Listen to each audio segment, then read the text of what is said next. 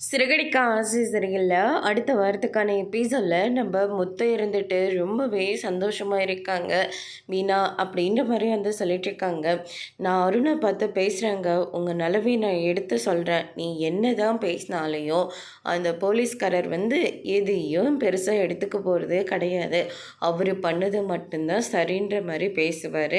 நான் அவரை பழி வாங்கிறத நினைப்பார். ஏன்னா நம்ம வீட்டில் இருக்கிறவங்களே அப்படி தானே சொன்னாங்க. அருண் மட்டும் என்ன மாத்தியா யோசிக்க போறாரு. ஏற்கனவே சீதா கிட்ட இல்லாதையும் பொல்லாதையும் சொன்னதுனால உங்க ரெண்டு பேருக்கும் பெரிய பிரச்சனையா வந்தது. இத்தனை நாளா இத்தனை வருஷமா ஒரு நாள் கூட நீங்க பேசாம இருந்தது கிடையாது, பார்க்காம இருந்தது கிடையாது.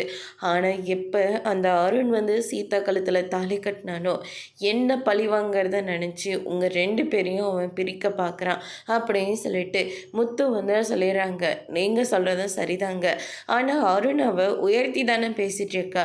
யாராச்சும் ஏதாச்சும் என்னை பற்றி தப்பாக சொன்னால் நீ என்ன விட்ட கொடுக்குற இல்லை தானே. அதே மாதிரி தான் சீதாவும் அவள் புருஷனை பற்றி அவகிட்டயே தப்பாக பேசினா அவள் எப்படி ஏற்றுப்பா.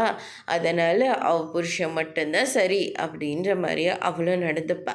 சீதாவில் குறை சொல்கிறதுனால நமக்கு எந்த பிரயோஜனமும் கிடையாது அப்படின்னு சொல்லிட்டு நம்ம முத்து வந்து சொல்லிடுறாங்க. இந்த பக்கம் அருண் இருக்கிறத பார்த்து சீதா ஒரு பக்கம் ரொம்பவே ஃபீல் பண்ணுறாங்க. அவனை ஜெயிலில் தூக்கி வைக்கணும் அப்படின்னு சொல்லிட்டு இந்த பக்கம் அருண் வந்து பயங்கர கோவத்தில் இருக்காங்க. அதோட பிரம முடிச்சு